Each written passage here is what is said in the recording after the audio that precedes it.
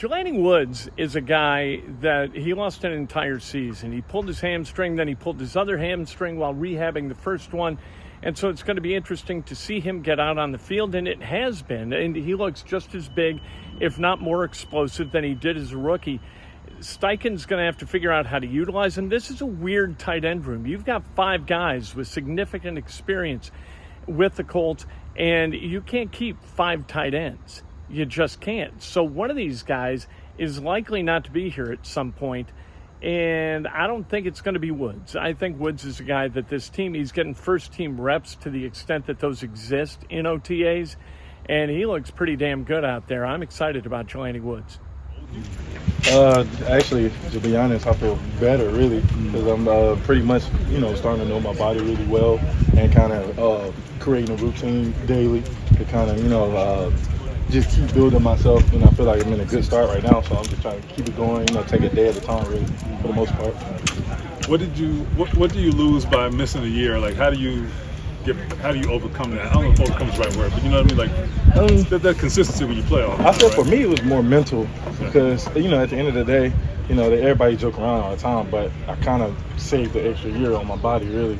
So it was just more mental of, not being able to play with my brothers and kind of feeling, a little secluded a little bit because, you're trying to focus on getting healthy to get back, but you're trying to push to, be with your brothers again, be able to play again, just, to be you again, like, everybody would say. So pretty much for me, it was just more mental than anything. And, right now I feel really good and feel like I'm finally, getting it back going again. When last time you played, you were a rookie, and, it didn't click right away for you. I remember, it took you a while to get going. How much further along are you now? Because you have that whole year of knowledge from last year. Is it carrying over? So it actually is right now. Crazy, but for me, being able to have the opportunity, even though I was hurt, I was in the locker room. I was in the locker room. I was in every meeting after practice, during practice. While I'm not playing, but I'm still asking questions on the field. So everything right now is kind of easy. It's just more physical now, just actually doing it compared to mentally having to prepare. So that's one thing that's really good right now. I'm being able to fly around, easy, be myself, and just have fun for the most part. Something Chris Ballard talked about is hey, Shane hasn't seen you out on the field yet. This coaching staff hasn't seen you until right now. What are you trying to do out there to gain the trust of them and show them, hey, I can be a part of this offense? For me, it's just being me. I know what I can do. I know how well I can help the offense. I know I can be a pivotal point in the offense, and I'm just trying to show that, and just earn the respect back, earn my spot back, So just pretty much trying to do whatever I can to show them like Jelani's he's here. You're talking about earning your spot back. Do you feel like you have to put in the work and put on the tape out there to get back to not just being the guy you were in 2022, but a guy you can be going forward? Oh, definitely. Missing a year, it take a toll, not just only on me, but with the coaches as well, because they probably had a plan that they wanted to execute. I wasn't able to handle, take care of that. So now I'm just trying to get back to that spot, be able to, have that plan again, and just have it rolling for the most part. What were you able to do, in the off season, to kind of get your body ready to be out here and be available and be productive and making plays out here? Really, for me, it was more of doing a lot of ISO work. So everything I did was ISO. So quad, hamstrings, everything I did was more just targeting one specific area. And then as I got those, one specific, each area is stronger, then I just put it all together. And that's pretty much how I am still doing that now. Try, like I said, creating that routine. And then also treatment, finding the right people to, having the right resources around me, and then just kind of staying on top of that daily. And then, just going about it like that. Do you have your explosiveness? You feel like it's back? You feel like it's better even? I don't know. Actually, yes.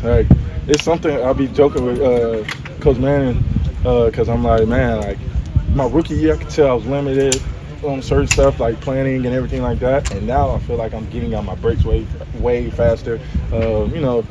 I feel like I have more of a receiver dynamic compared to, the true tight end.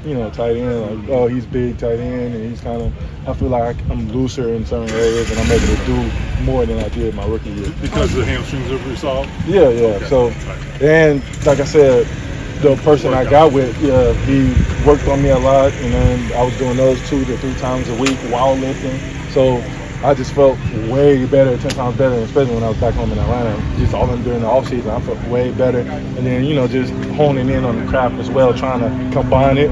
So lifting and combining my craft a little bit, and then I could tell, like, it helped me a lot. You kind of talked about the mental side of it. Like, who did you lean on to help you get through that mentally last year?